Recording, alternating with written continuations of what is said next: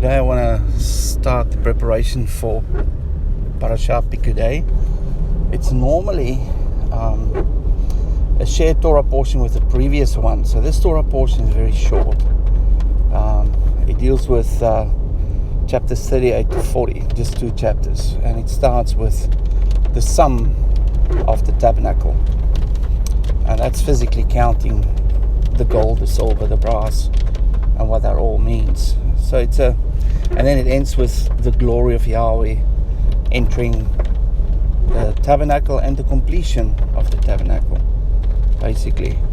So there's not much left to say. So I'm going to use this Torah portion to be sort of a summary of looking back over the book of Exodus.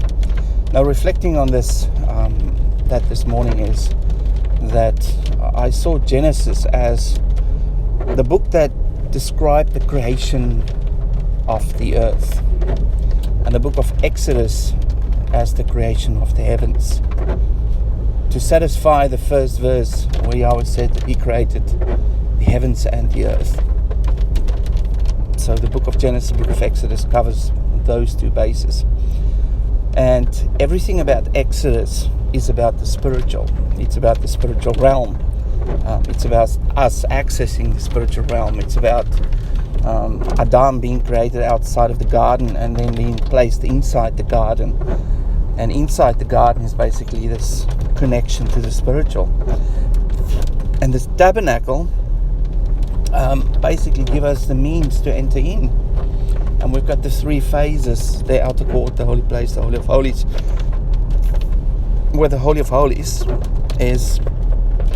represents the heavenlies, where Yahweh is, the Shamayim, the heavens. And then the holy place is the place where the priesthood could enter, those who mediate, who facilitate. And those on the outer court are the people within the kingdom, or the people of Israel. And I found something very fascinating. There's a couple of words that are used in the creation process that are also used in the creation of the tabernacle. And I'm in the process of connecting them and linking those topics together. And that color in a lot of things that we never think about.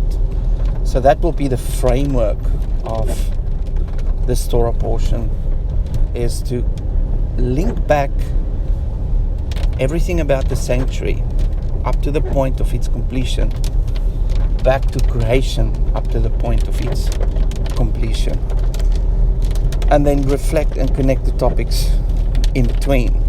And I've done a couple of connections already, and it's fascinating. I'm not going to give detail now because it's very detailed and complex. Not really complex, it's just fascinating to see the connections. So it's just a bit of an appetizer for you guys to jump into the Torah portion for next week, or this Sabbath coming.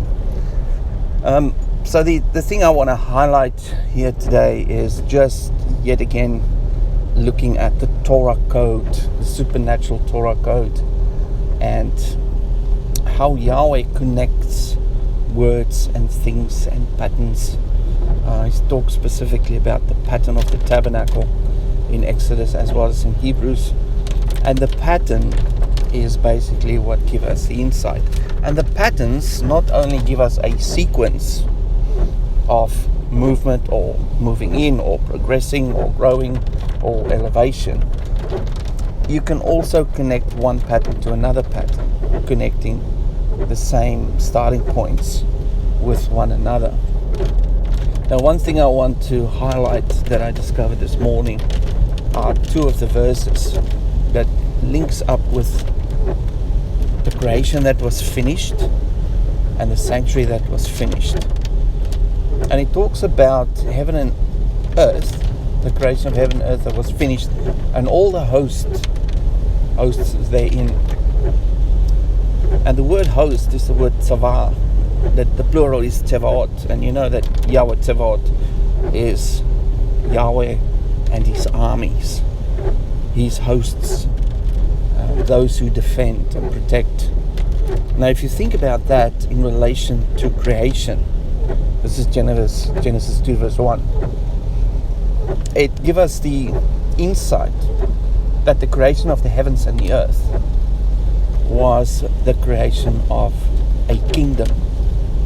Not just the heavens and the earth with plants and grass and birds and man and women and the garden and trees and all that. It's a kingdom. And the symbolism of everything inside the garden, outside the garden, and in the heavens and beyond all encapsulate the kingdom. And it used the language firmament in the previous word that connect, which is to create. He created the firmament. And the firmament is the boundary that separate the spiritual and the physical, or the Shamayim, and the waters above and the waters below. And what I want to highlight here is that the kingdom of Yahweh has got height and elevation. And the height of elevation and the highest point is the highest point of half a dome, if you want to see it like that. This is from a spiritual perspective. And that dome is placed upon a physical space. And it creates a circle of the earth below. And the kingdom is established within that circle. That's the thought I want to highlight here. And for Yahweh to move up and elevate himself higher, because we know there's 7 heavens, or there might be even more, each one of them will create a larger circle on the surface, which will effectively enlarge his kingdom.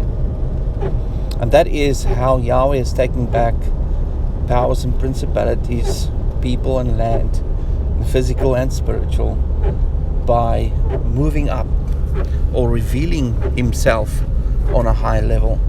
And then the subjects, or those within that circle, will then be subject to him, follow him and worship him. So we are part of that, and it's all linked to the Sabbath cycle, the cycles of 7, where the start of the tabernacle or sanctuary started with the Sabbath, and the end of creation ended with the Sabbath. And where number 1 and number 8 is the same, number 8 is the first of the next cycle, which is new beginnings, and Chai, which is life.